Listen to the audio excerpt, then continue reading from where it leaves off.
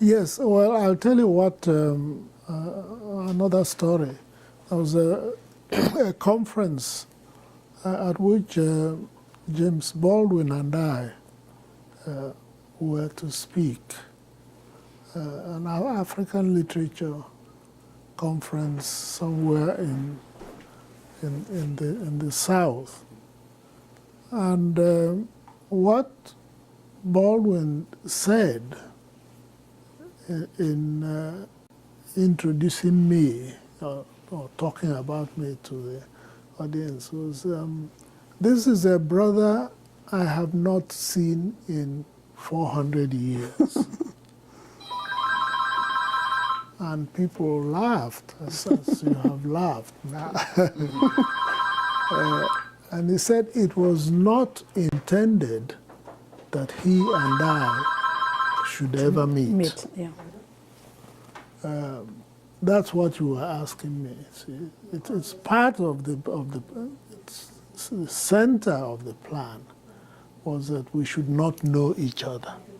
You see, so that's why our task is, in my view, so very important. That in spite of that intention to keep us apart, there will be some people who would refuse and insist on knowing their brothers and sisters who had been sold away and lost. There were some people who knew that it was important to discover them. And I'm not talking only in the past, because the problem remains.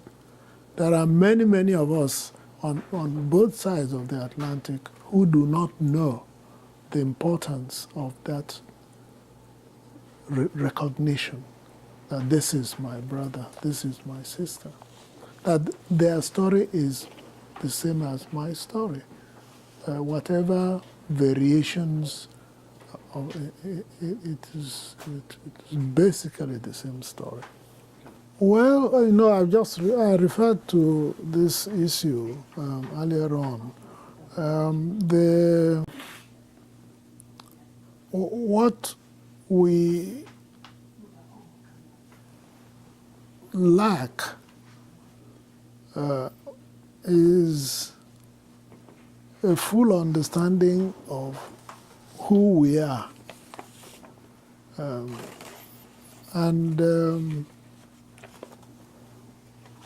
Until that is absolutely right, until we understand that we are one person, that when you talk about the diaspora, that wherever you find this diaspora, whether it is in America, in Brazil, in Africa itself, wherever, it is the same story that they have. And it is the story of the transatlantic slave trade.